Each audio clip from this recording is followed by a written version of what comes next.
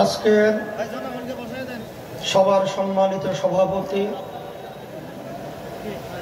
মঞ্চে আদদলীয় সম্মানিত শীর্ষ নেতৃবৃন্দ, আকন্দ ভাই, আসসালামু আলাইকুম। সামনে যারা উপস্থিত রয়েছেন, যারা শুনছেন, ইসলাম দেশ প্রেমিক আমার ভাইরা,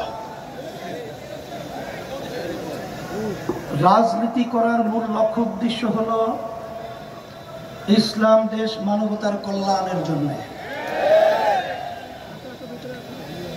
আমরা রাজনীতি করি শুধু নিজে ব্যক্তি এবং দলের স্বার্থ উদ্ধারের জন্য নয়। আমরা রাজনীতি করার মূল উদ্দেশ্য হলো আল্লাহর হুকুম পালন করা।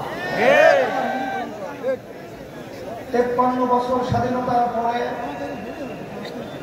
আজকে আল্লাহ রাব্বুল আলামিন আমাদেরকে যে সুযোগ দিয়েছেন, এই সুযোগ যদি আমরা কাজে লাগাতে না পারি, ভবিষ্যৎ প্রজন্ম সন্তান যখন ইতিহাস লিখবে, তখন আমাদেরকে নিয়ে কলঙ্কজনক ইতিহাস রচনা করবে। আজকে রংপুর এখন সেই আমাদের চোখের সামনে আবু সাঈদের 2 হাত প্রসারিত করে বৈষম্য দূর করার জন্য, জালেমদের হাত থেকে দেশকে রক্ষার জন্য তিনি তার জীবন যে লুটিয়ে দিয়েছিল, রাস্তায় পড়েছিল, সেই অনুভূতিতে প্রেরণা পেয়েই কিন্তু এক পর্যায়ে আমি জানের ভয় না করে রাস্তার ভিতরে কিন্তু নেমেছিলাম ন্যায়ের পক্ষে, অন্যায়ের প্রতিবাদে।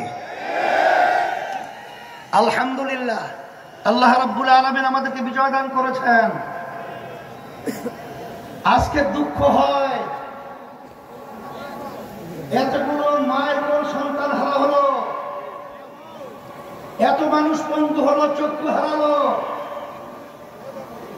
আমাদের যে মৌলিক দাবিগুলো ছিল, দেশের মৌলিক সংস্কার হবে, খুনিদের, ভূমিদের, টাকা পাচারকারীদের দৃশ্যমান বিচার হবে,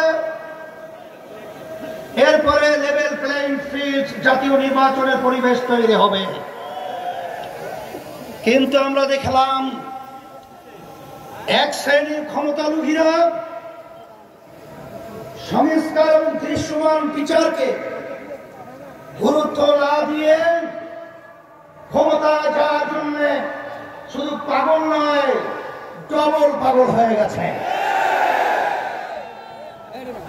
আমি সকলকে বলতে চাই, আজকে হাজার হাজার হাফেজ আলেম ছাত্র, ছোট মায়ের কোলের সন্তান এবং ছাত্র জনতাদের জীবন দিয়েছিল শুধুমাত্র কি একজনকে নামিয়ে আরেকজনকে ক্ষমতায় পাঠানোর জন্য?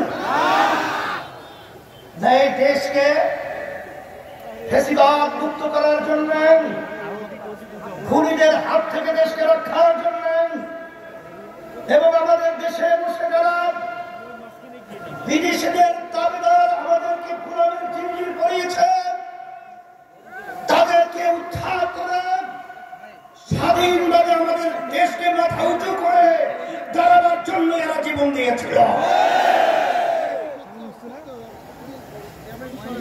আজকে তারা যদি বুঝতে ব্যর্থ হয়, আমরা তাদেরকে পরিষ্কার ভাবে এই সমাবেশের মাধ্যমে আমরা বলতে চাই, আপনারা মনে করেছিলেন অন্তর্বিদের ক্ষমতায় যাবেন, সেদিন সে সময় ভুলে যান। আজকে বাংলাদেশ যারা ভালোবাসেন, যারা ইসলামকে ভালোবাসেন, যারা মানবতার কল্যাণ রক্ষার জন্য চেষ্টা করেন, তারা কিন্তু আজকে রাজপথে চলে এসেছে। আজকে ক্ষমতা প্রেমিকদেরকে বলবো যে আপনারা বারবার ক্ষমতায় গিয়েছিলেন, আমাদেরকে কি উপহার দিয়েছেন? নতুন ভাবে পুরান বউ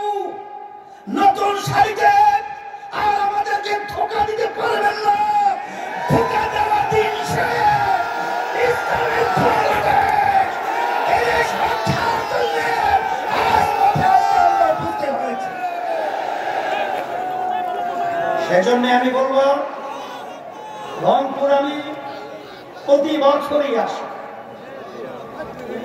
আমি দেখেছি রংপুরের মানুষ তারা কিন্তু অত্যন্ত সরল মনা।